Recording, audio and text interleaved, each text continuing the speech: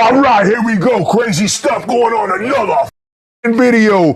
Here we go. So, I want to talk about one of the, for me, one of the all-time greatest bands. One of my, if I had to put my top 5 bands, it would be the band we're talking about, Pungent Stench from Austria.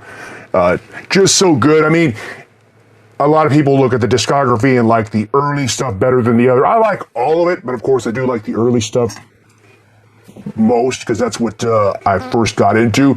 But I just enjoy this band. It's just raw, dirty sound. God damn it. Son of a bitch. But they're just raw, stripped down approach, man. When I first heard them, so let's go back to, I guess it was 91.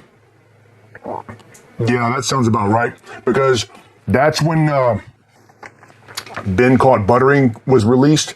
And this was my introduction to the band. This is back, you get metal magazines and see ads. And I saw the cover of this. I was like, man, I have to buy this. I got to check this out. Because, back then you didn't have any shit to listen to music on. And, years later, eventually they had the stores. We could go and listen to CDs in the store. But before this, you had nothing. You had to just buy it or hear somebody else if they had it. So I saw the cover. That's like, I got to check this out, man. And so this goes back to, when you first hear a band, it really just strikes you. Like I've talked about in other videos, how when I first heard Bathory, the story, I first heard it Under the Sign, and it just blew me away. And the first time I heard Butter Something, it just brought a certain feeling to me. This band falls into that category too. When I first got this, Been Caught Buttering, the cover of these cadavers, it just already tastes nasty. And I remember when I first bought this and put it on, man, the first song, Shrunken, that song played, and the guitar tone, I don't know what it was, but the guitar tone and the sound fit the aesthetic so much. It's almost like I could smell a sweet dead body smell too. It's hard to describe, but this is no bullshit. When I put it on, I felt like I could smell the sweet smell of the dead body. Not that I've hung around dead bodies or nothing, but they say that's what it smells like. And one time I did smell a dead body because of somebody got killed in a place where I work, but that's besides the point. But I could literally smell that. And this album just blew me away. It was just so stripped, raw, and the production, and it's just the simple stuff.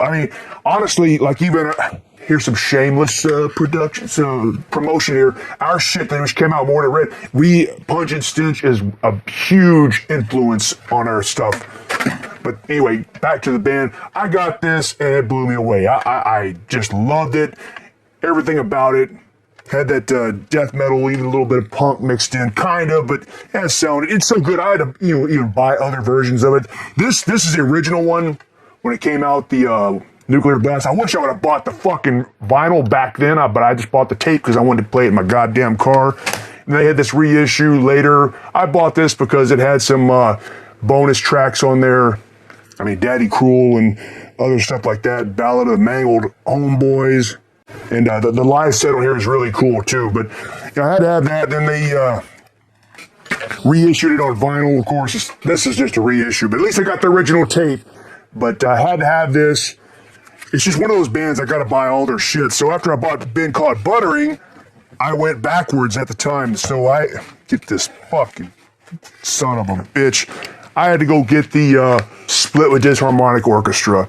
And yeah, this is a damn good split.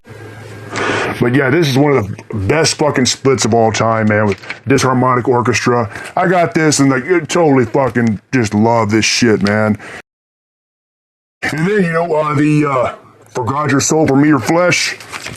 Got this too, original pressing back then too.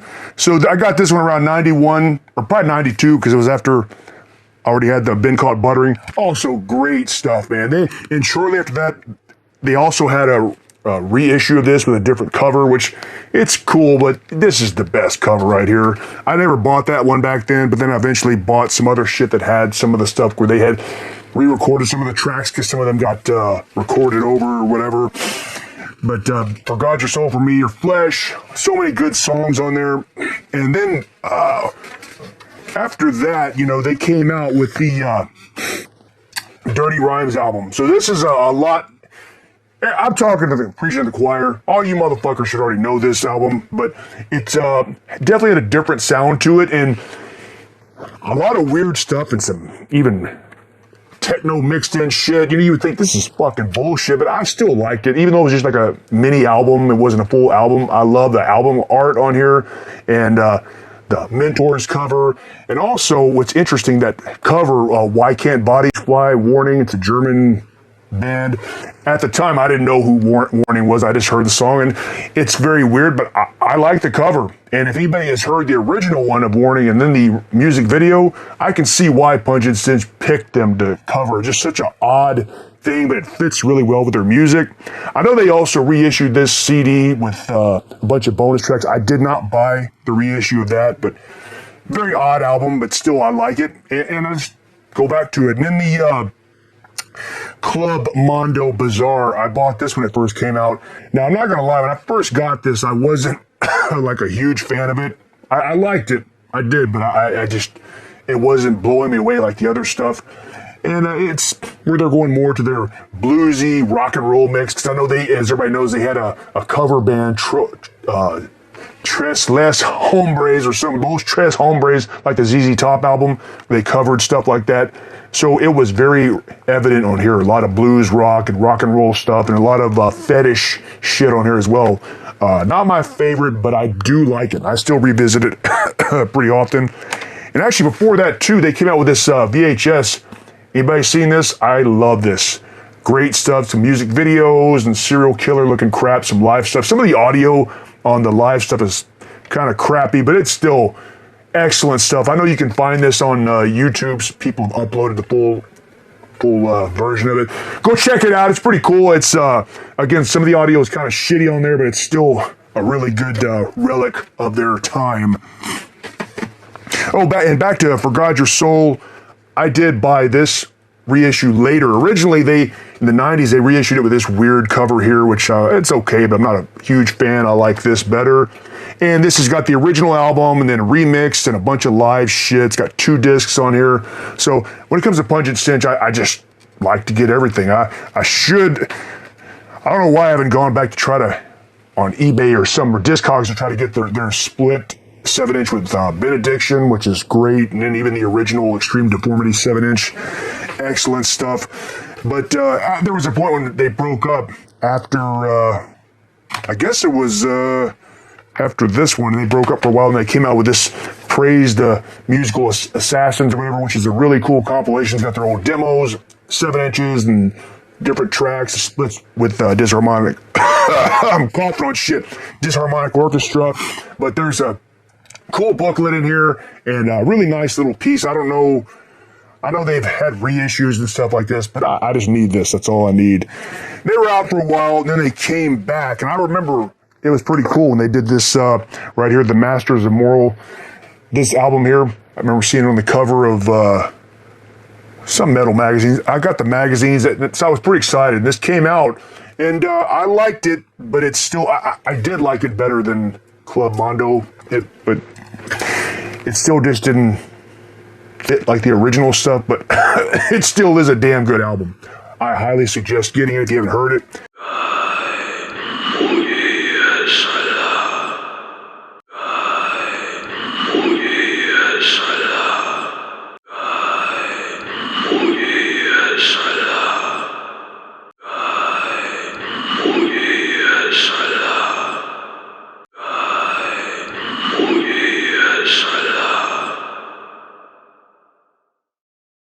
Very nice. And then they came out with the Amputee album, all about people, motherfuckers, the amputated shit.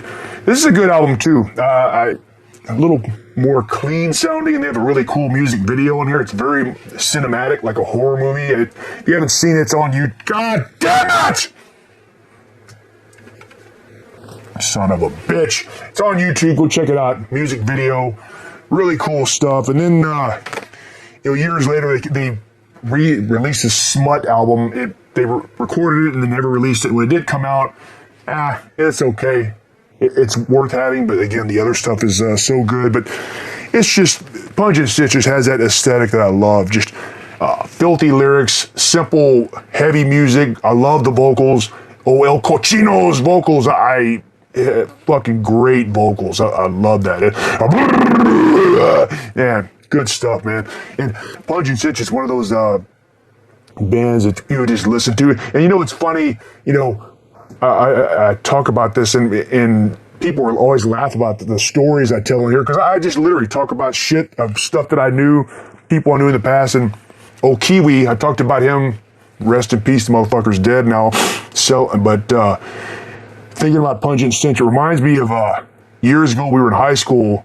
Me, him, I can't remember if Dr. Death was there, but other people were in a car. We were listening to Pungent Stench in the car, turned up all the way, and everybody in the car was completely shit-faced.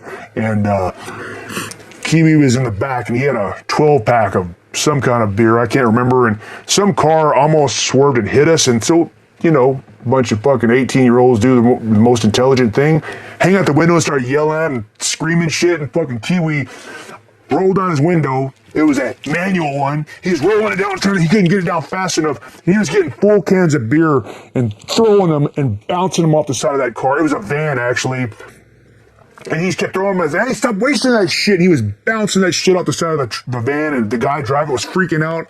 And then we pulled up ahead of him. That Kiwi, I guess he knew the probability of just right, because what he did is we pulled in front of the van, and they were kind of behind us, and he hung out the window and threw the beer can up in front of the van, and then the wind brought it back, and it hit and busted their fucking windshield. I don't know how he did that. He timed it just right.